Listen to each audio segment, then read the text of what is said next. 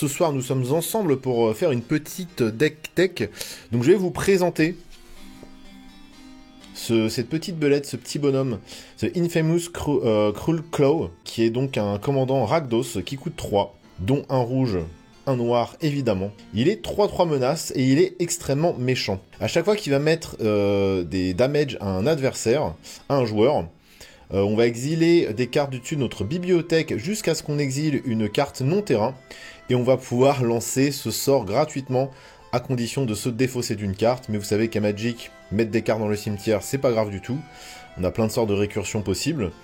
Et en plus de ça, il a la menace, donc c'est assez facile dès le début de la game d'aller toucher des adversaires afin de déclencher sa capacité. Et c'est extrêmement méchant. Hein. C'est extrêmement méchant. Et évidemment, le but, ça va être de...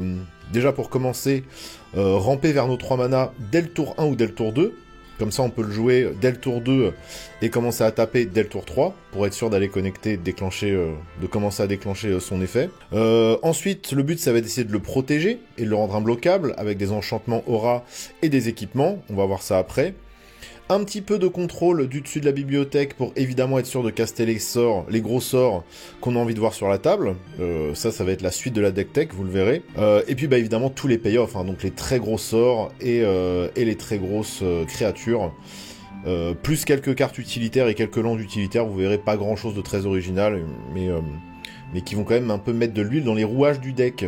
Voilà, et donc c'est bête, c'est méchant, c'est beaucoup trop méchant, hein, comme je dis, sur 5 games, parce que c'est un deck tout neuf, hein, que j'ai fini de builder il y a une dizaine de jours. Sur 5 games, je crois que j'en ai perdu qu'une, et encore c'est parce que je faisais un peu n'importe quoi et que j'avais pas forcément de conviction à ce moment-là. Le but c'était un peu de faire n'importe quoi et pas forcément de gagner. Je le remets ici, j'augmente peut-être un tout petit peu la luminosité, et nous allons commencer cette liste. Comment vas-tu, Anna? Ça va ou quoi? Je suis en train de le monter pour un ami. Ah, d'accord, bah, tu copies pas ma liste, hein. Tu copies pas ma liste. Et nous allons commencer, bien évidemment, par un sort de rampe exceptionnel. Un petit artefact relativement connu, qui n'est pas un Black Lotus, mais un pétale de Lotus.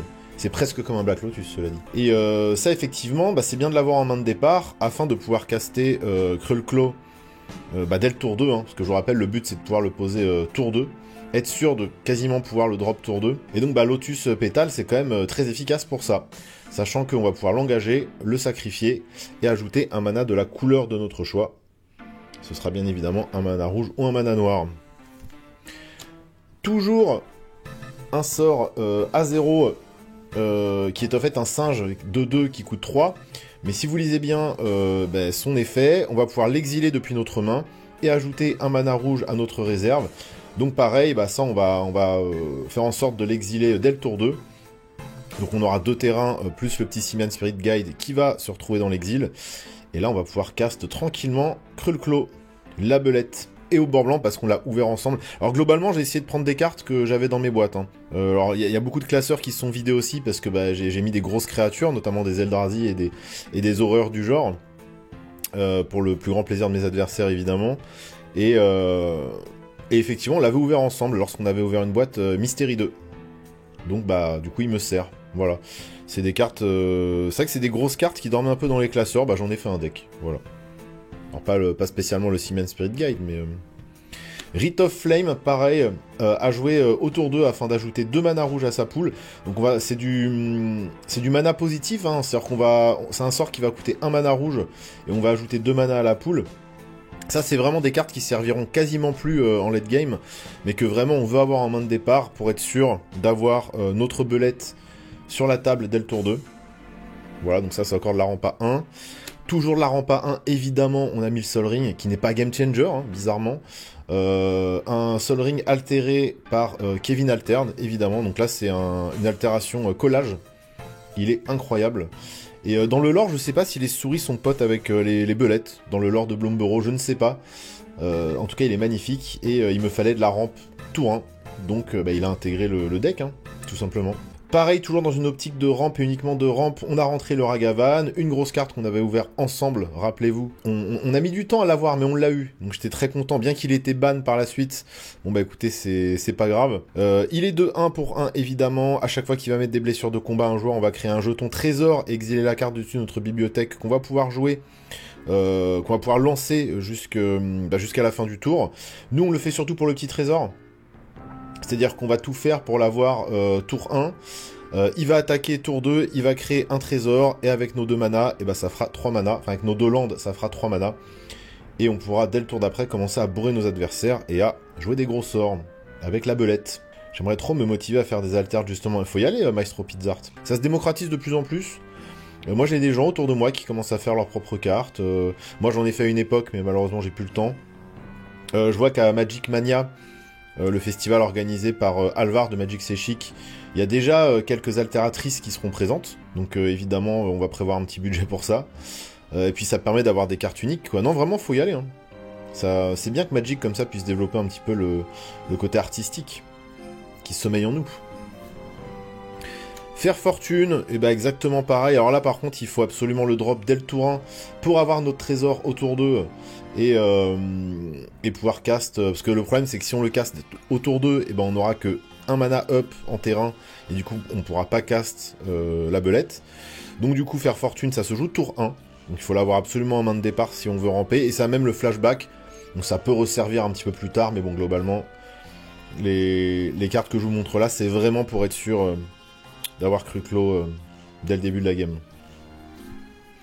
Toujours de la rampe A1, Mana Vault, qu'on avait ouvert ensemble également. Hein. Donc vous voyez, finalement, j'ai quasiment rien dépensé pour ce deck. Hein. C'est des cartes qui viennent de mes propres ouvertures. Et bah ça, là, on est vraiment dans du... on est vraiment dans quelque chose de vilain parce que ça va faire 3 mana incolores.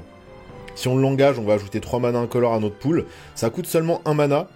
J'ai envie de vous dire que c'est 1,5 fois plus fort qu'un Sol Ring. Sauf que évidemment, ça ne va pas se désengager pendant la phase de d'étape à l'entretien. Car il va falloir payer 4 si on veut pouvoir désengager Mana Vault. Mais quelque part, on s'en fout un peu parce que comme je vous l'ai dit, ce qu'on veut, c'est être sûr d'avoir nos 3 mana autour d'eux. Et on va finir évidemment par un classique, une très simple messe noire, toujours dans le but évidemment de pouvoir caster notre sort autour d'eux. Donc voilà, messe noire autour d'eux, il faut qu'on garde un mana rouge up, et puis on va pouvoir appeler notre cher Crullclaw. Et puis voilà, là vous avez vu toute la rampe du deck. Donc j'aurais pu en mettre d'autres, mais vu que j'ai pas acheté de cartes, puis après les rampes vraiment mana positive qui coûtent 1, c'est des cartes qui coûtent cher généralement, donc j'ai pas voulu mettre trop de budget. Là on a 1, 2, 3, 4, 5, 6, 7, 8. On a 8 pièces de rampe, ce qui fait que globalement, si on fait un mulligan ou 2 mulligans, on est quasiment sûr d'avoir une de ces cartes en main de départ, et d'avoir Crullclaw sur le champ de bataille dès le tour 2. Ma femme m'a fait un jeton banger, bah c'est trop bien. Oui, en plus les jetons c'est cool, on peut vraiment... si vous avez peur d'abîmer vos cartes, ou si vous n'êtes pas serein avec le fait d'altérer des cartes, vous altérez des jetons, ça coûte que quelques centimes, et puis ça personnalise bien le deck. Tout le monde a des jetons dans ces decks, moi regardez, j'ai un jeton trésor. Et en plus c'est vraiment le jeton de Ragavan celui-là, parce que là on voit qu'on est sur Kaladesh, donc c'est vraiment le token qui va avec Ragavan pour le coup. Et nous allons continuer cette deck tech, pardon, avec les sorts de protection. Donc là, ça va être tout mon pool d'aura, enchantement et d'équipement qui vont permettre à la fois de protéger mon commandant, parce que je suis quand même extrêmement dépendant du commandant, même si vous allez voir que en fait, globalement, c'est assez facile de hardcast des sorts qui coûtent, on va dire, jusqu'à 6. Il faut absolument être sûr de garder notre commandant sur la table, et donc c'est pour ça que j'ai une dizaine de sorts qui vont permettre à la fois de le protéger, à la fois de connecter plus facilement en lui donnant de l'évasion, et même pourquoi pas de taper 2 fois en lui donnant la double initiative, parce que si vous tapez 2 fois, vous résolvez 2 fois sa capacité, et à ce moment-là vous allez pouvoir jouer 2 sorts gratuits depuis le dessus de la bibliothèque. Et là c'est extrêmement vilain.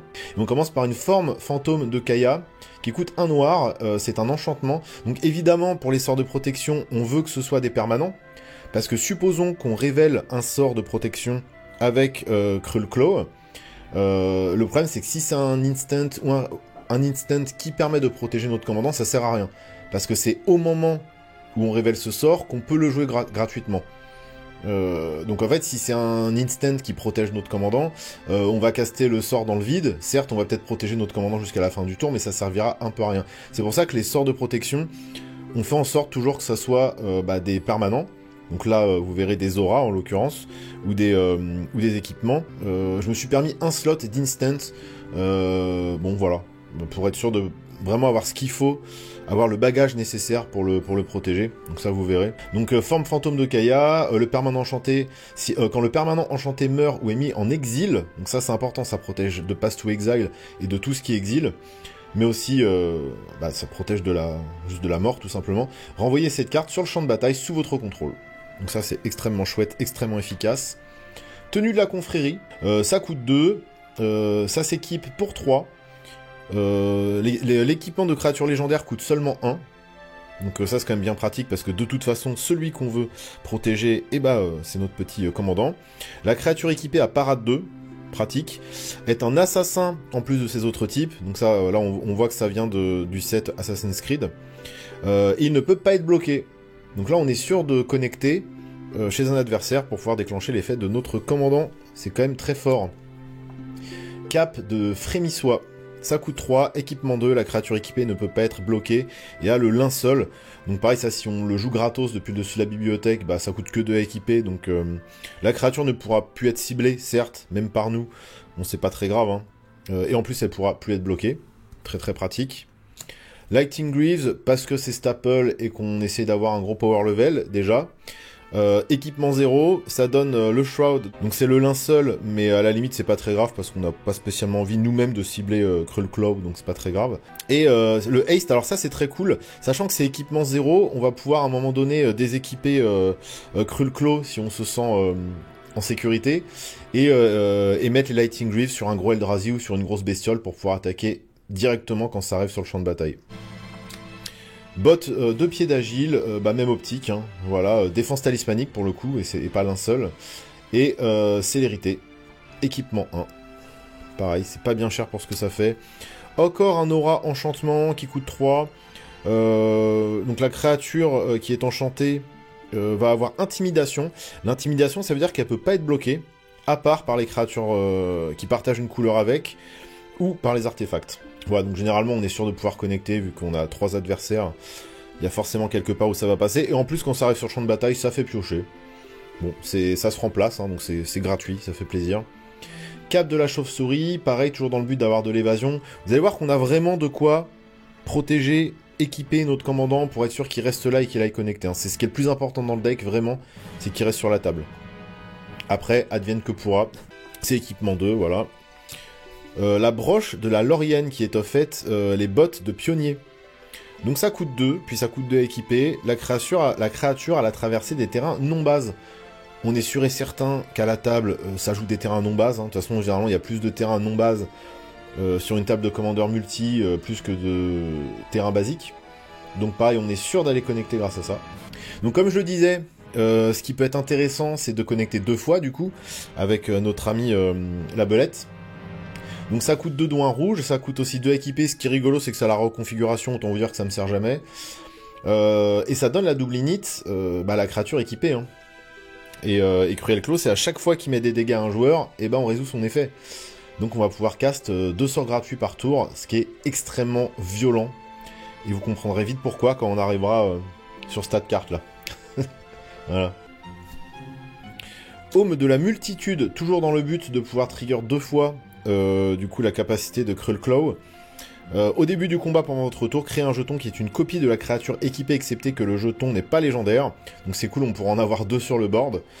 Et le jeton acquiert la célérité, et en plus on le sacrifie pas à la fin du tour. Donc on va se retrouver avec une armée de Krullclaw, ou pourquoi pas une armée d'Eldrazi, ou une armée de je ne sais quel autre gros dragon qu'on va bien évidemment lancer gratos. Ça tout dépend de la situation. Sachant que le deck a à peu près réponse à tout, même si on sait pas vraiment ce qu'on va jouer, parce que on n'a pas le contrôle total du dessus de la bibliothèque, globalement il y a de quoi s'amuser. C'est-à-dire que j'ai jamais gagné une partie de la même façon. Bon par contre ça coûte 5 à équiper, donc ça coûte 4, généralement on a une petite chance de pouvoir le... Soit on va le caster gratos du dessus de la bibliothèque, mais ça c'est un truc qu'on peut hardcast. Après l'équipement 5 ça c'est un peu cher, ça va nous prendre un tour globalement. Mais bon le payoff est quand même sucré. Et ça, voilà, c'est le seul éphémère que je me permets de jouer. Alors, peut-être qu'il existe sous forme d'aura, je ne sais pas. Faudrait que je check. Comme je vous ai dit, moi, j'ai pris ce que j'avais un peu dans mes boîtes sans trop, on va dire, creuser plus que ça. Ça permet à une créature de gagner +1, +0 et l'indestructible jusqu'à la fin du tour. Et vigueur démoniaque, donc à peu près la même chose, mais sous forme d'aura, parce que comme je l'ai dit, bah, c'est important pour nous d'avoir des permanents dans le deck, hein, si jamais on est amené à devoir les caster dessus de la bibliothèque. On veut que ce soit un permanent, on veut que ça touche la table. L'enchantement fait gagner +1/+1 à la créature, et si la créature meurt, eh ben on renvoie cette carte de créature dans la main de son propriétaire, et ça nous évitera de payer la taxe avec Krul-Claw, on pourra le rejouer directement. Pareil, ça je pense qu'on peut trouver une carte de valeur égale qui permet de le ramener directement sur la table. Ou, mais bon, comme je vous l'ai dit, j'ai pas trop creusé, j'ai pris ce que j'avais, j'ai commandé quasiment aucune carte, donc voilà. On va enchaîner, donc une fois qu'on a casté Krul-Claw, une fois qu'il est protégé, qu'il peut passer les défenses adverses, le but, eh ben, c'est de pouvoir contrôler le dessus de la bibliothèque pour cast à peu près ce qu'on veut. Donc vous allez voir que dans nos gros payoffs, on a des cartes qui permettent de jouer avec le dessus de la bibliothèque, même des landes, hein, on a des surveillands, enfin on a un surveillant évidemment, on a des choses qui permettent D'ailleurs je devrais en mettre plus des surveillants, d'ailleurs j'en ai mis qu'un, j'ai mis le Rakdos, mais je pourrais en mettre d'autres, ça coûte rien, si ça coûte, ça me fixera pas, mais bon, si ça permet aussi de mieux contrôler le dessus du deck, bah pourquoi pas. On a évidemment Scroll Rack, hein, que j'ai sorti de Yuriko, parce que Yuriko, bah, je vais la débuild, tout simplement parce que j'ai suffisamment joué avec, et puis que voilà, ça fait... c'est un peu la roulette russe ce deck en vrai. En plus je me fais évidemment target parce que ça... En fait le problème de Yuriko c'est que ça peut tuer en une phase d'attaque. Et pareil, le but de Yuriko c'est de pouvoir contrôler un peu de ce qui se passe au-dessus de la bibliothèque. Donc j'ai pris le Scroll Rack, je l'ai mis dans le deck belette. On peut payer 1, l'engager. On va exiler un nombre de cartes, autant de cartes qu'on veut de notre main, face cachée. Et ensuite, on va prendre autant de cartes du dessus de notre bibliothèque. Donc, supposons que j'exile 5 cartes de ma main, je vais pouvoir prendre les 5 cartes qui sont dessus de ma bibliothèque. Ensuite, je vais pouvoir, toutes les cartes que j'ai exilées comme ça, enfin, toutes les cartes que j'ai exilées au début, je vais pouvoir les mettre dans l'ordre de mon choix, au-dessus de la bibliothèque. Donc en fait, pour vous expliquer rapidement, supposons que vous piochiez une énorme carte. Je sais pas, par exemple, regardez ce gros dragon là, qu'on avait ouvert ensemble quand on avait ouvert du Donjon et Dragon. Ancient Brass Dragon. Bon, il est dans ma main. Moi, ça me casse les couilles parce que j'aurais jamais le mana pour le hardcast depuis ma main. Je préférais qu'il soit au-dessus de ma bibliothèque pour pouvoir le jouer gratos avec mon commandant. Et bah avec Scroll Rack, on va pouvoir l'exiler de notre main, piocher une carte et remettre le dragon au-dessus de notre bibliothèque. Et on peut faire ça avec autant de cartes qu'on veut. Par contre, c'est sûr que ça... oui, ça c'est du game changer, hein, donc forcément ça aide. Un Imperial Seal, parce que bah, ça permet de mettre au-dessus de la bibliothèque la carte qu'on veut. Voilà. Ça coûte 1 noir, donc on va pouvoir le caster de notre main, évidemment. Et on va perdre 2 points de vie, mais c'est pas bien grave, hein, parce qu'on va chercher la carte la plus forte du deck pour la mettre au-dessus de la bibliothèque, tout simplement. Et j'ai doublé avec Avarice Insatiable, qui est le tutor de Thunder Junction, le plan avec les cowboys, le Hatset Cowboy. Pour 3, ça fait le même effet, sauf qu'on perd pas 2 points de vie. Voilà. Puis c'est rigolo, parce que pour 2, on peut... Enfin, pour 3, du coup, donc pour 3 mana noirs, on peut cibler un joueur qui va piocher 3 cartes et perdre 3 points de vie. Donc ça peut potentiellement nous aider, ou potentiellement tuer un adversaire. J'aimerais bien un jour tuer un adversaire avec cette carte, ce serait très drôle. Voilà, ce n'est pas arrivé. D'ailleurs, je n'ai jamais cast cette carte. Voilà, j'ai cast une fois l'Imperial Seal. Et là, on va arriver à la facette intéressante du deck, mais celle qui fait pas trop plaisir à mes adversaires, c'est-à-dire tous les payoffs. C'est-à-dire toutes les cartes qu'on va pouvoir jouer gratuitement du dessus du deck, qui ont un coût de mana complètement abusé, mais on va tricher le coup de mana justement grâce à Krul-Claw. Et alors là, on a que de la saloperie les gens. Là je me suis fait plaisir. Quand c'est gratuit, faut se faire plaisir. J'ai pris toutes les plus grosses saloperies qu'on pouvait trouver dans mes classeurs, hein, tout bêtement. Urabrask le secret, qui coûtent 5, dont 2 rouges. Je vais pas vous dire les coups de mana, parce que de toute façon, vous doutez que tous ces sorts, à de rares exceptions, je vais pas les hardcast, hein, je vais les jouer gratos. Donc c'est une 4/4 qui donne la célérité à toutes nos créatures, et toutes les créatures adverses arrivent engagées. Voilà, c'est une carte qui fait chier absolument tout le monde, qui est extrêmement brutale. Ça va nous permettre de surprendre les adversaires avec des grosses créatures, et sachant, en plus, je sais que... Enfin, moi, dans ma méta, ça joue quand même pas mal de jetons. Et quand vous jouez jetons, et que tous les jetons arrivent engagés, surtout quand c'est des effets... comment dire, avec des jetons qui permettent de donner la célérité, etc., ou qui ont la célérité et que tu sacrifies à la fin du tour, ce genre de choses, ça fait vraiment chier les adversaires. Le seul truc, on va dire, où ils peuvent passer au-dessus, c'est les cartes qui disent créer des jetons attaquants. Alors ça, je sais qu'avec certaines cartes, notamment avec Tarkir, il y a des cartes qui permettent de faire ça, donc ça c'est le truc un peu chiant. Mais de base, rien que le fait d'avoir une carte qui donne la célérité à tout notre board et qui fait qu'en face, tout arrive tap, c'est extrêmement brutal. Maa, It's Feather's Night, magnifique. Ça, je l'avais acheté à la sortie de Bloomberg, rappelez-vous, avec mon partenaire, bien évidemment, Card Trader. Voilà, je l'avais vu pour pas cher à la sortie. Pour 5, c'est une 6/5, elle a le vol et le piétinement, déjà les stats sont phénoménales. Le Ward, discard 1. Et toutes les créatures adverses ont une endurance de base de 1. Voilà, c'est juste extrêmement violent. Ça va passer au-dessus les cartes qui disent... Alors, ça, il y a par exemple Urza qui fait des constructs 0/0 et qui vont gagner +1/+1 par nombre d'artefacts qu'on possède. Voilà, ça va passer au-dessus. Les gens qui jouent marqueurs aussi. Moi je sais que dans ma méta, il y a pas mal de gens qui aiment jouer avec les marqueurs, donc ça va permettre aussi de passer au-dessus. Mais globalement, ça fait bien chier tout le monde, croyez-moi. Voilà. Children Whispering One. Ça, c'est la première Children, il me semble, réimprimée sur Iconic Master. Elle est extrêmement vile et méchante. C'est une 6/6. Elle a la traversée des marais pour aller taper facilement chez quelqu'un. Au début de notre entretien, on ramène une créature d'un cimetière sur le champ de bataille. Donc déjà, c'est n'importe quel cimetière, mais en plus, ce qui est cool, c'est que vous savez qu'avec Cruel Claw, pour lancer un sort gratos, il faut défausser une carte. Et tu dis, ah bah merde, j'ai que des grosses cartes, j'ai mon gros Eldrazi, mon gros machin, mais tu t'en fous.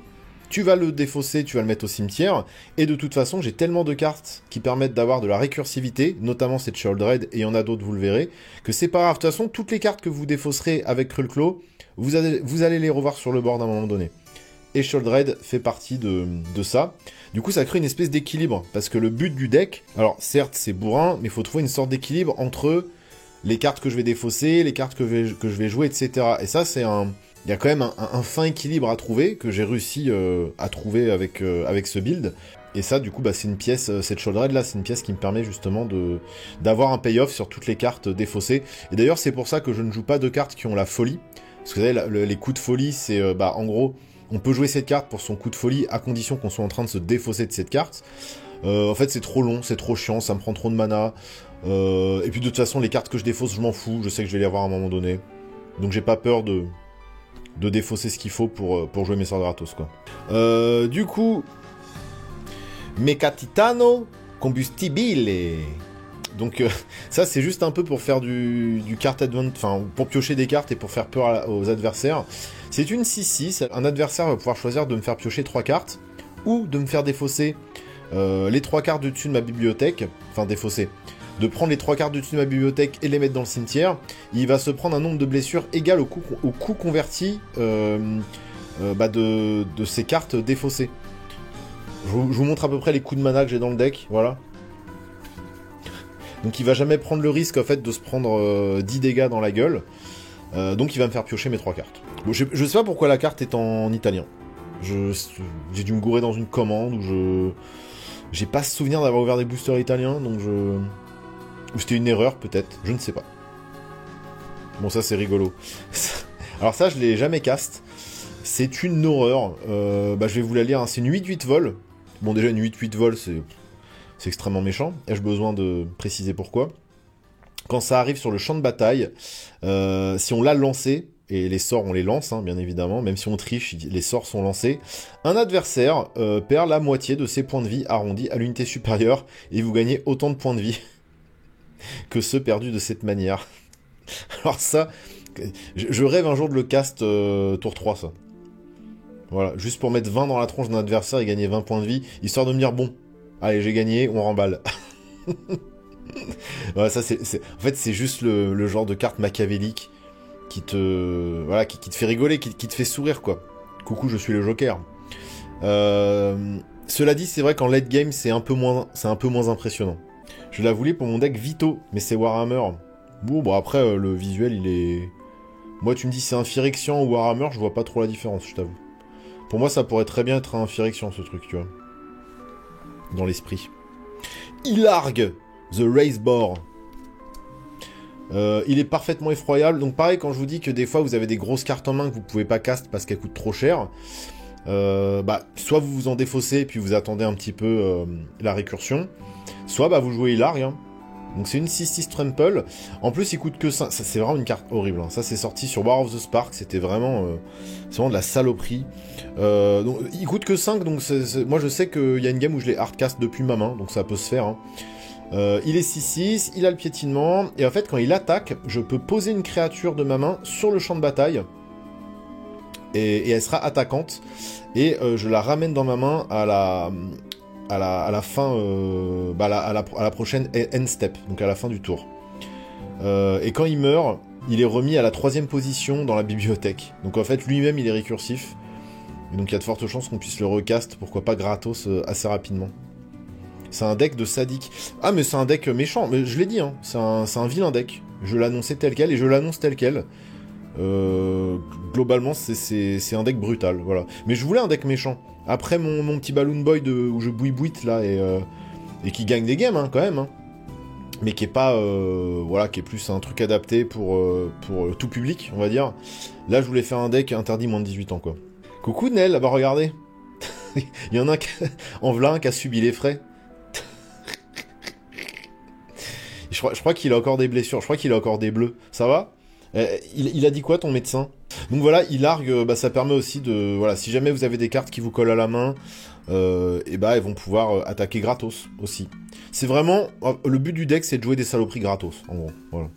On continue dans les payoffs. On a le Void Winnower.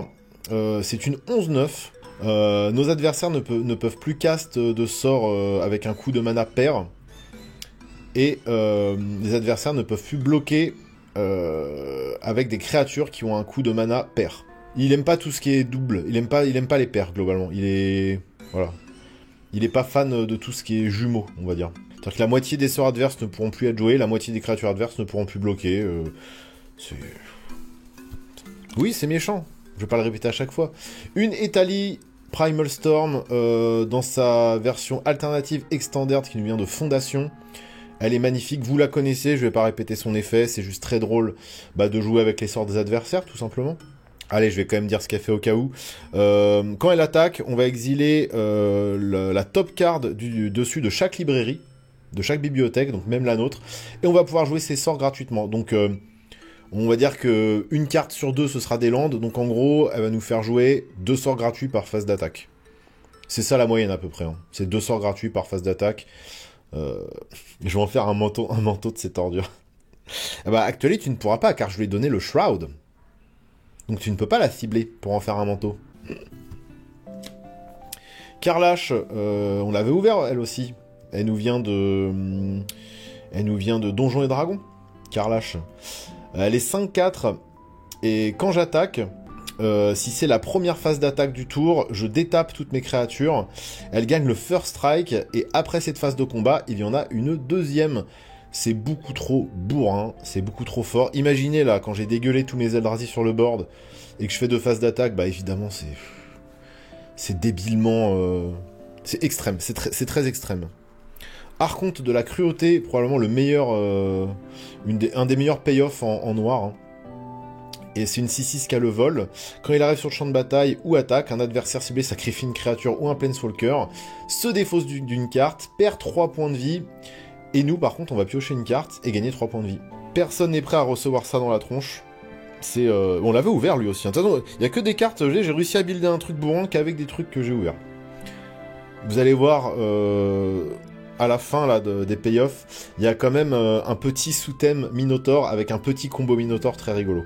Doom Whisperer, c'est effroyable, en plus il coûte que 5, donc on va pouvoir potentiellement le jouer depuis notre main.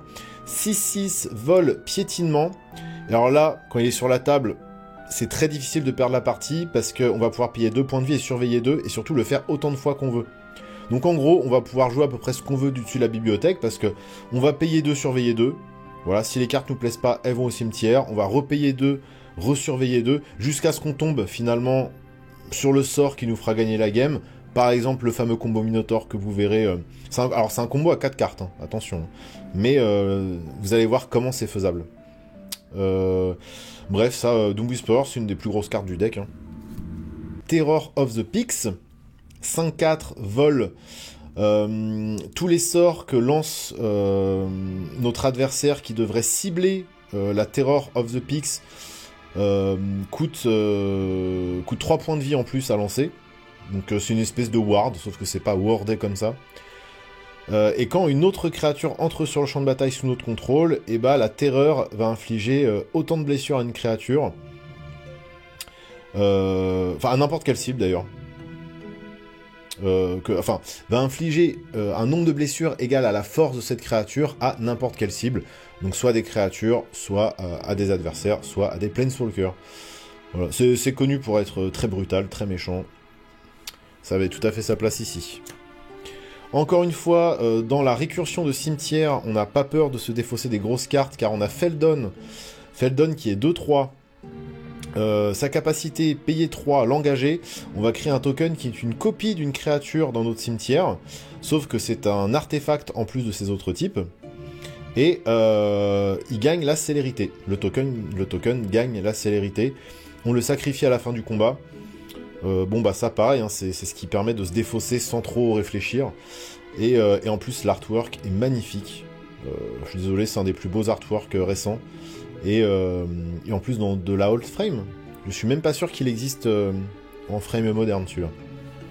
Magnifique petit Feldon. Guivre du massacre. 6-5 quand elle arrive sur le champ de bataille. Les créatures que nos adversaires contrôlent gagnent -2/-2 jusqu'à la fin du tour. Autant vous dire que ça synergise pas mal avec Maa. Et à chaque fois qu'une créature qu'un adversaire contrôle meurt, et bah ce joueur perd 2 points de vie. Donc tous les petits dorks, toutes les petites saloperies, hop, ça va dégager. On va gagner plein de points de vie. Et puis voilà. Et puis ça permet pourquoi pas derrière de faire des phases d'attaque plus facilement, parce que avec des boards adverses qui ont -2/-2, globalement, il n'y a plus trop de... Et rip les deck tokens, évidemment. Évidemment. C'est méchant. L'Enchant Brass Dragon que je vous ai montré tout à l'heure, 7-6, vol. À chaque fois qu'il met des damages à un joueur, on va lancer un des 20. Et on va mettre autant de mana value depuis le cimetière sur le champ de bataille. Supposons que je fais 10, et ben je vais pouvoir prendre autant de cartes que je veux de mon cimetière qui ont un CCM de 10 et les mettre sur le champ de bataille. Voilà, c'est que les créatures. C'est pas tous les permanents, c'est que les créatures. Donc si je fais 10, bah je sais pas, si la Guivre du Massacre est au cimetière et que je fais 6, bah je vais pouvoir la ramener sur le champ de bataille. Voilà, si je fais 11 par exemple et que j'ai Terror of the Peaks et Guivre du Massacre dans le cimetière, bah je vais pouvoir ramener les deux sur le champ de bataille, etc., etc. Vous avez compris, même si je me suis très mal exprimé. Ça, encore une fois, ça fait partie des cartes qui permettent d'avoir cet équilibre entre jouer des grosses cartes et avoir de la récursion par rapport à toutes les grosses cartes qu'on a mis au cimetière. Ça crée une espèce de balance qui fonctionne à tous les coups, en fait, quoi. Et ça, c'est ma mâchoire qui vient de craquer. C'est dommage parce que tu t'entendais bien avec Nel avant ce deck. Oui, c'est vrai. Mais en fait, alors sachez que c'est un peu de sa faute. J'accuse. J'appelle Nel à la barre. Et en fait, il joue un deck Arthur, bon, qui est évidemment beaucoup plus fair. Mais ça crée une telle tension quand il attaque avec Arthur. Parce que Arthur, en gros, pareil, ça permet de prendre 6 ou 7 cartes dessus de la bibliothèque, j'ai plus le chiffre exact, à condition qu'il attaque avec une autre créature, donc faut qu'il ait quand même un copain qui attaque. Il coûte plus cher aussi, bon, en fait il est beaucoup plus fair, mais ça crée une espèce de tension où en fait, parmi les 7 cartes qu'il regarde, il va pouvoir jouer un sort de créature gratuitement, qui va arriver sur le champ de bataille engagé et attaquant. Et ça crée une espèce de pression autour de la table que j'aimais bien. Mais un peu à l'instar de Yuriko. Yuriko fait ça aussi, c'est-à-dire que ça crée une tension autour de la table qui me plaît.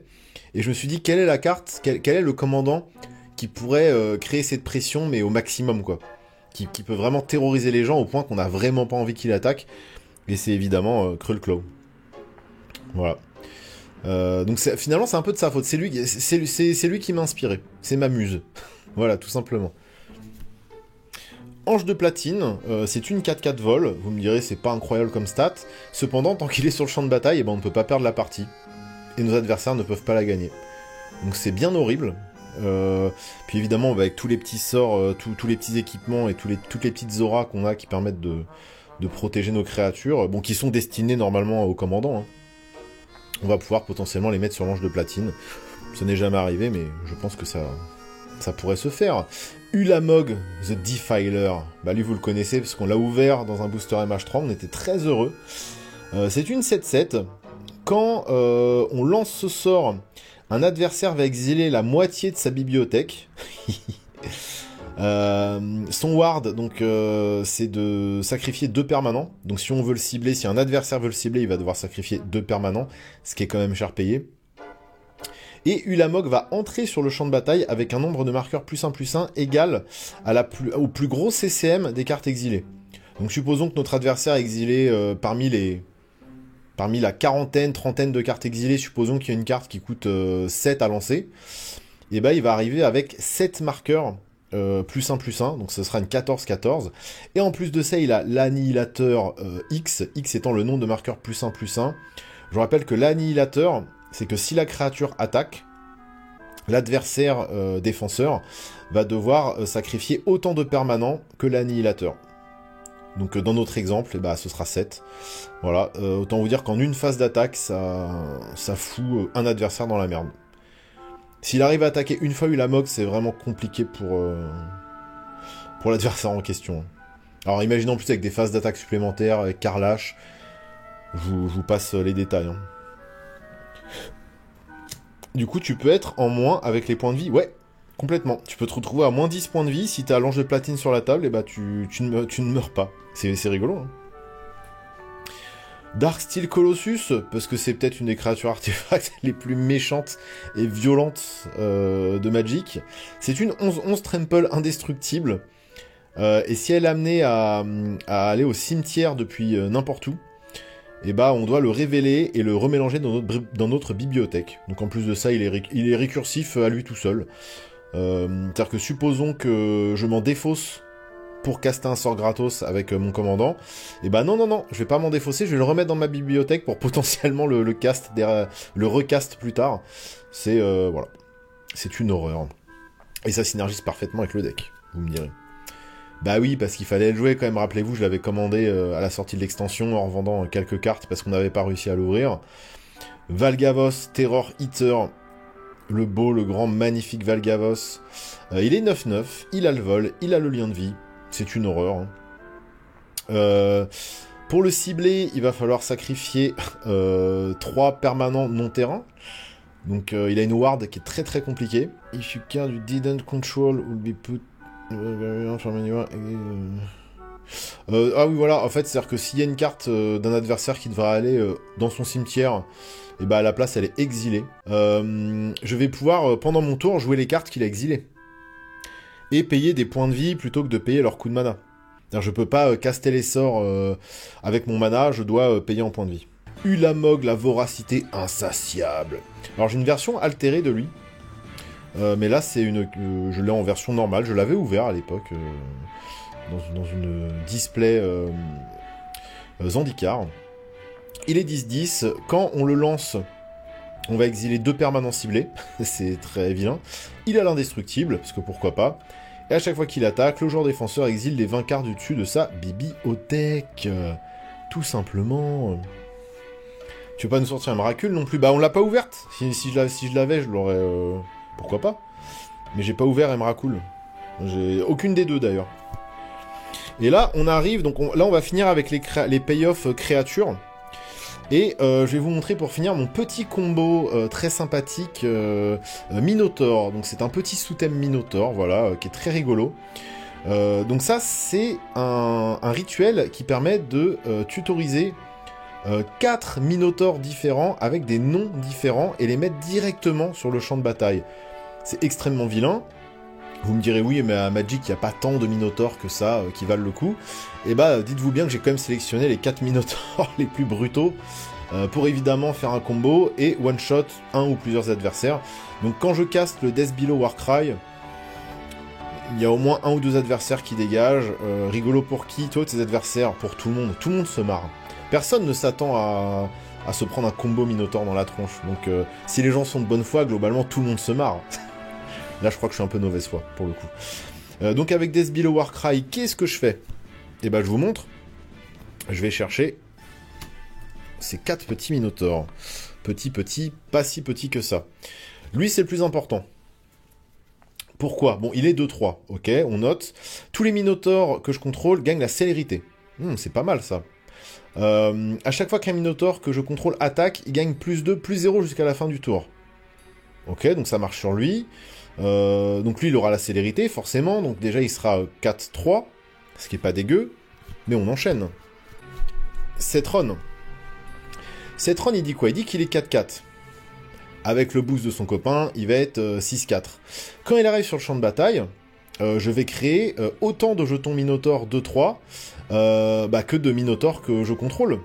Pardon, quand lui arrive sur le champ de bataille ou qu'un autre Minotaur arrive sur le champ de bataille, pardon, je vais créer un Minotaur 2-3. Sachant que Cetron va voir ses 3 copains arriver, ça me fait 4 tokens 2-3. S'ils sont attaquants, ils deviennent 4-3. Et en plus, je peux les booster. J'ai une capacité pour leur donner la célérité, la menace, et plus 1, plus 0 si je paye 3 mana. Mais ça, on s'en fout parce qu'ils ont déjà la célérité. Oh, c'est vilain. On rajoute qui? On rajoute Neb. Neb, il a l'affliction 3, on s'en fout. C'est une 4-6. Bon, c'est déjà un joli body. On va dire que virtuellement, il est 6-6. Et au début de la deuxième phase principale, je vais ajouter un mana rouge à ma réserve pour chaque 1 point de vie que j'ai fait perdre à mes adversaires. Ça, c'est pas très intéressant. C'est juste qu'en vrai, il a un body qui est plutôt pas mal, donc je l'ai mis. Et là où ça va être vraiment très intéressant, j'ai plus son blaze exact, par contre je connais son effet. Vous inquiétez pas, je connais son effet. Il est 6-6 et il a une capacité Landfall. La capacité Landfall, c'est de refaire une phase d'attaque supplémentaire. Donc je crois que vous avez... J'ose espérer que ça se dessine dans votre tête. Une fois que j'ai résolu mon petit Death Below Warcry, je joue mon land. Alors bien évidemment, c'est pour ça que je joue jamais mes terrains en main phase 1. Je joue dans ce deck, je joue toujours mes terrains en main phase 2. Comme ça, si j'ai lui qui arrive sur le champ de bataille, je peux déclencher son effet et donc refaire une phase d'attaque supplémentaire. Donc ça veut dire que là, je vais avoir combien de Minotaurs attaquants? 4 plus 3, 7. Non, 4 plus 4, parce que le meneur de guerre, Cetron se compte lui-même. Donc je vais avoir 8 Minotaurs attaquants, qui ont tous plus 2, plus 0. Et lui, il faut savoir qu'il donne plus 1, plus 0 à chaque fois qu'une créature attaque. J'ai la flemme de faire les calculs, c'est overkill. Voilà. Alors, en gros, je vous donne la séquence de play qui me fait gagner. Phase d'attaque numéro 1. Infamous Cruel Claw connecte avec un adversaire. Je révèle Death Below Warcry. Je résous Death Below Warcry. J'ai tout ça qui arrive sur le champ de bataille. Je joue mon terrain. L'effet de lui se déclenche. Et j'ai une giga phase d'attaque avec 8 Minotaurs turbo boostés. Il y a je sais pas combien d'attaques sur le board à ce moment-là. Bon, vous avez compris là. Voilà, c'était ma petite... Vous voyez, c'est pas si méchant, c'est une belette et des Minotaurs. Franchement, les Minotaurs à Magic, c'est rincé, personne joue ça. Bon, c'est pas fini parce que dans les payoffs, dans les gros sorts, on a maintenant tout ce qui n'est pas permanent. Enfin, il y a des permanents là-dedans, mais tout ce qui n'est pas créature, on va dire. Du sang, pour le dieu du sang. Alors on s'en fout, ce sort va coûter 1 de moins à lancer pour chaque créature qui est morte ce tour-ci. Ça nous intéresse pas. On va se défausser de notre main, puis piocher 8 cartes. Donc ça permet un peu de renouveler, de faire du 109, j'ai envie de dire. Et ensuite, ça va infliger 8 blessures à chaque adversaire. Et ensuite, on va exiler ce sort. Donc rien que le 8 blessures à chaque adversaire, ça fait 24 en tout. Ça fait... Oui, c'est-à-dire qu'on résout un sort qui va mettre 24 dégâts quand même. C'est pas dégueu. Et en plus de ça, on va avoir une nouvelle main toute neuve, que demande le peuple. Hit the Motherload, donc là on va Discover 10, ça veut dire qu'on va creuser notre deck jusqu'à tomber sur un sort qui coûte 10 ou moins, et on va pouvoir évidemment le caster gratos. Mais si le sort coûtait moins de 10, et bah tout le mana qui reste, et on le transforme en trésor. Et après ce qui est cool, c'est que ça potentiellement ça va nous permettre déjà de jouer un bon gros sort gratos, mais s'il est pas si gros, on va pouvoir ensuite caster un sort de notre main, parce qu'on aura beaucoup de trésors. Archéologiste passionné, c'est un passé. Voilà, je joue très rarement les passés, mais lui il est plutôt fort, parce que ça va donner une capacité à mon commandant, qui va dire qu'à chaque fois que je caste un spell depuis l'exil, et cette créature va mettre autant de dégâts à un joueur ciblé. Donc en fait, tous les sorts qu'on va pouvoir cast grâce à Cruel Claw, les gros Eldrazi à 10, etc., en plus de ça, on va mettre des grosses blessures dans la tronche de l'adversaire. Hein. Voilà. Pour 2 mana, c'est très très rentable. C'est extrêmement puissant. Pareil, toujours dans le but de rentabiliser, comme si... Bon, on rentabilise déjà beaucoup, mais pour donner encore un petit peu de sel en plus à nos sorts qu'on va jouer gratos, on a Nalfechni, qui est une 4-6 vol, et on va copier tous nos sorts joués depuis l'exil. Et s'il s'agit de permanent, la copie va gagner le haste, et on va devoir la sacrifier à la fin du tour. Alors, le seul problème de cette carte... Pourquoi elle est un peu moins overkill que le reste, c'est qu'en fait, j'ai beaucoup de créatures légendaires dans le deck, notamment les Eldrazi, mais aussi les dragons que vous avez vus. Enfin, il y a beaucoup de grosses créatures légendaires. Donc le problème, c'est que quand la copie va arriver sur le champ de bataille, elle va se sacrifier immédiatement. Voilà, c'est le truc un peu chiant, mais on va pas s'en plaindre non plus, quoi. On peut pas avoir que des trucs ultra turbo synergisants, sachant que le deck est déjà très méchant à lui tout seul. Juste pour revenir sur mon Death Below Warcry, en fait, il peut arriver qu'on n'ait pas 4 Minotaurs à aller chercher, parce qu'on peut en avoir joué avant. Mais dans tous les cas, si on les a joués avant, c'est qu'ils sont sur le champ de bataille, donc le combo fonctionne en fait.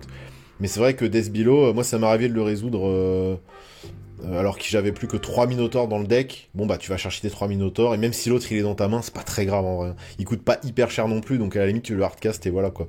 C'est... c'est vraiment... C'est méchant. Ça aussi c'est méchant. Call Force the Tempest.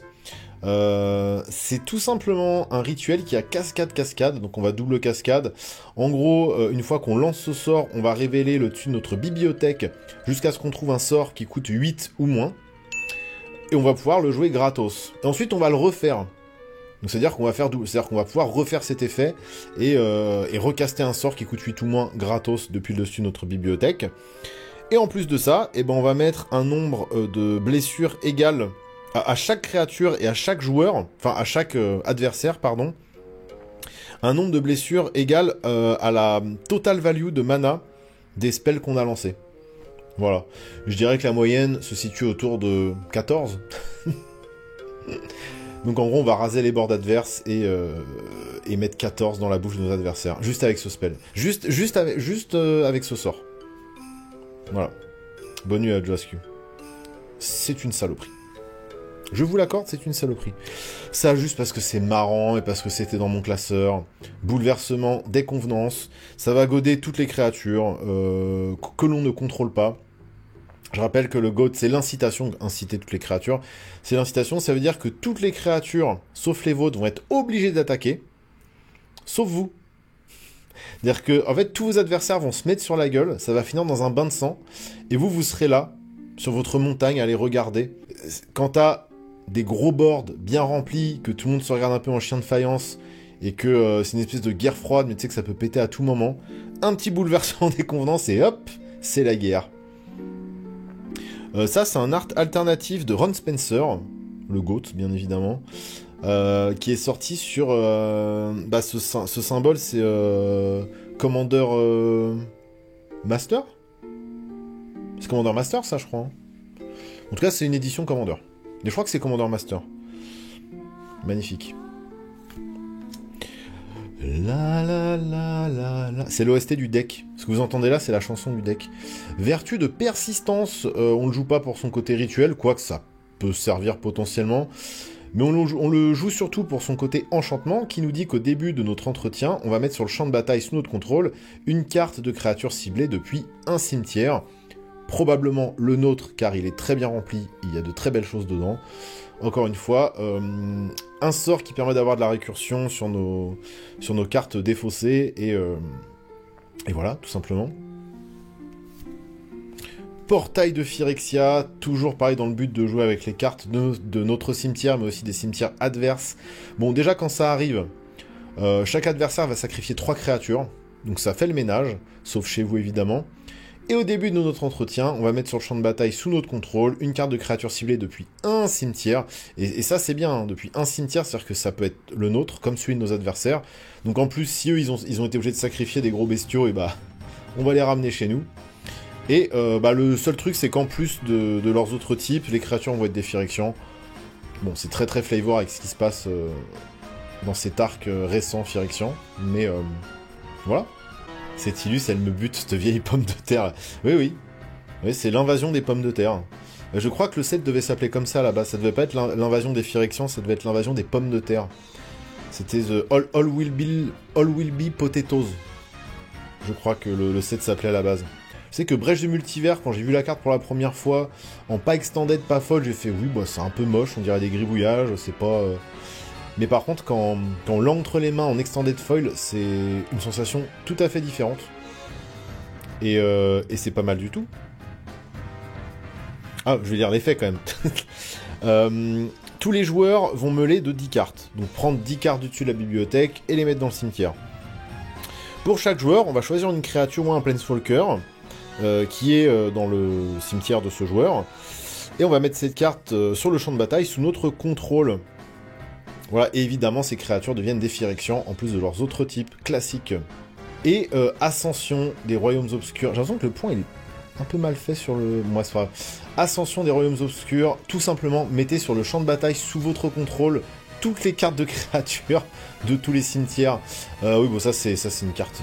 Si ça arrive en late game, ça vous fait gagner, bien évidemment. Si ça arrive en début de game, si vous la révélez tour 3, quand vous attaquez pour la première fois avec votre commandant, c'est pas très intéressant, on va pas se mentir. Et encore une fois, dans le but de foutre le bordel avec les cimetières, Living Death, classique. Tous les joueurs vont exiler toutes les cartes de tous les cimetières, voilà, et sacrifier tout leur board. Toutes les créatures qui sont le board, hop. Donc on exile les cimetières, on sacrifie les boards. Voilà, il n'y a plus rien. Ensuite, on va prendre toutes les cartes exilées de cette façon et les mettre sur le champ de bataille. Voilà. Le truc, c'est que dans certains setups, ça peut arranger nos adversaires, hein, selon ce que ça joue. Mais c'est juste une carte pour foutre le bordel. Voilà, c'est juste une carte rigolote pour foutre le bordel. Et globalement, avec toutes les saloperies qu'on a mis au cimetière, encore une fois, c'est nous que ça arrange dans cette histoire, je pense. Donc, voilà. Donc ça, c'était les payoffs, ce qui constitue en fait 50% du deck. Hein. Donc il y a encore une fois tout cet équilibre entre ce dont on va se défausser, les grosses cartes, les gros sorts qu'on va jouer, et les cartes qui permettent de ramener nos créatures et nos sorts du cimetière. Le deck consiste surtout en fait à trouver cet équilibre. Voilà. Il y a des petites cartes en plus quand même qui matchent bien dans le deck, donc ça c'est pour donner un peu d'huile à nos rouages. Monument de la résilience que j'avais ouvert à mon AP, donc très pratique. À chaque fois que vous vous défaussez d'une carte, choisissez l'un qui n'a pas été choisi ce tour-ci. Piochez une carte, créez un jeton trésor, où chaque adversaire perd 3 points de vie. Ça tombe bien parce qu'on risque de se défausser au moins une fois par tour d'une carte, donc on va rentabiliser en plus de ça la carte défaussée, quand bien même on risque de la ramener plus tard sur le champ de bataille. Donc vraiment, tout synergise ensemble, c'est très, très énervé. Une petite arène phyrexiane, parce que on l'avait ouvert aussi, celle-là, rappelez-vous,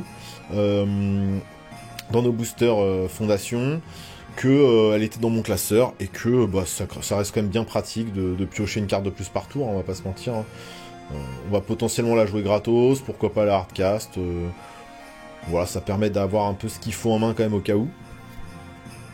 Un peu de gestion, Chaos Warp, parce que c'est un classique, et en plus de ça, ça marche pas mal dans le deck, parce que si on est amené à se faire gérer une créature, on peut Chaos Warp notre propre créature, dans l'espoir de révéler un gros Eldrazi par exemple, sachant que la moitié de nos sorts c'est quand même des grosses créatures.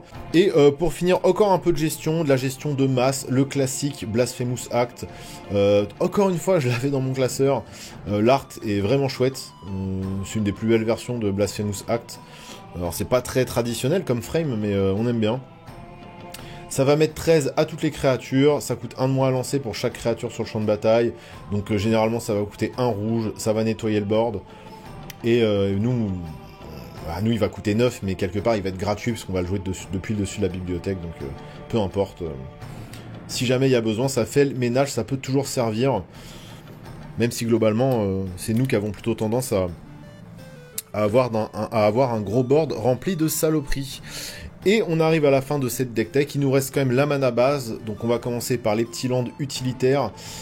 Kazul's Cliff qui fait du mana rouge, certes carré engagé, mais je vous rappelle que le back fonctionne très bien dans ce deck, parce que ça coûte 3 coups supplémentaires pour jouer ce sort, sacrifier une créature, et Kazul's Fury va infliger autant de dégâts que la force de la créature sacrifiée. Pour finir des adversaires, ça marche très très bien. Je vous rappelle qu'on a des créatures avec un très gros body, donc s'il faut finir un adversaire à distance, et on va sacrifier un gros Eldrazi ou un Ilarg ou peu importe, et bam, directement face. Felsmeyer, ça fait du mana noir, ça peut arriver d'étape à condition qu'on paye 3 points de vie. De l'autre côté, c'est un anti-bet en instant pour 4. Voilà, on peut détruire une créature en Planeswalker, ça fait le taf. Les NDFC, c'est quand même très pratique dans... C'est quand même les landes modo, les landes modales. En tout cas, c'est des cartes modales qui sont très pratiques, ces petits lands là en EDH. Forteresse de Volrage, très pratique également. Alors, elle est japonaise parce qu'elle coûte moins cher, évidemment. Ça fait du mana incolore et son deuxième effet est quand même chouette parce qu'on va pouvoir payer 2, l'engager et ramener une carte du cimetière sur le dessus de la bibliothèque. On est dans ce truc de synergie où on rentabilise les cartes défaussées. Voilà. Pareil, dans ce genre de pack, pouvoir surveiller, c'est quand même chouette. Donc là, on a le land Rakdos, qui est marais et montagne. En fait, quand il arrive sur le champ de bataille, on va surveiller 1. Donc ça permet potentiellement d'avoir quelque chose de puissant, en tout cas de nettoyer un peu le dessus du deck, pour pouvoir avoir plus de chances de cast un sort puissant. Je devrais pourquoi pas mettre les autres d'ailleurs, hein, parce que c'est pas parce que je joue Rakdos que je peux pas mettre le Dimir par exemple, ou le Boros, pourquoi pas, je vais voir. Je vais voir, ça peut être intéressant. Après le deck tourne bien comme ça, hein, franchement. Ensuite, Sokenzan, le creuset de la défiance. Alors c'est l'équivalent d'une montagne parce que ça arrive d'étape, donc ça fait quoi qu'il du mana rouge en arrivant d'étape. Petit effet qui se coule que je n'utiliserai jamais. Encore une fois, c'est juste que Sokenzan était dans mon classeur. Il fait partie de ce cycle de terrain de Neon Dynasty. On peut payer 4 sans défausser et on va créer 2 jetons 1-1 esprit qui vont acquérir la célérité jusqu'à la fin du tour et cette capacité coûte 1 de moins à activer pour chaque créature légendaire que l'on contrôle. Supposons, je ne sais pas, dans une phase de bloc, dans un élan de désespoir, je joue mon Sokenzan en mode transfert et ça me sauve. Je sais pas, ça n'est jamais arrivé. À chaque fois que je mets des cartes comme ça un peu très très très corner dans mes decks, elles ne servent jamais, mais je me dis qu'un jour ça servira, je serai content d'avoir mon petit Sokenzan. Bon, ça se remplace parfaitement par une montagne, hein, je vais pas vous mentir. Shizo Death Storehouse. C'est quand même plus pratique là que Sokenzan. Ça fait du manoir. C'est du mana noir en fait, le manoir. Ça fait du mana noir quoi qu'il, ça arrive d'étape. Ensuite, on peut payer un noir, l'engager, et la créature légendaire gagne la peur jusqu'à la fin du tour. La peur, c'est qu'elle ne peut pas être bloquée, excepté par les créatures noires ou les créatures artefacts. Ça va être très pratique pour aller connecter avec Krullclaw. Et ensuite, on a une mana base à peu près classique, hein, rien de bien extraordinaire, des montagnes, des marais, bon bah voilà, hein, c'est pas bien compliqué. Des petits bilans quand même, ça c'est magnifique. Des petits bilans quand même parce qu'il faut se fixer. On veut quand même être sûr de pouvoir cast notre petit commandant dès le tour 2. Donc voilà pour la petite deck tech de l'Infamous Krullclaw. Voilà, c'est un magnifique commandant, un peu overkill, un peu trop fort. C'est vrai qu'il paye pas de mine comme ça dans son cosplay de D'Artagnan ou de Mousquetaire. Mais il est très très très fort, il fait beaucoup de carnage et je le sors quand j'ai envie de me défouler. Voilà.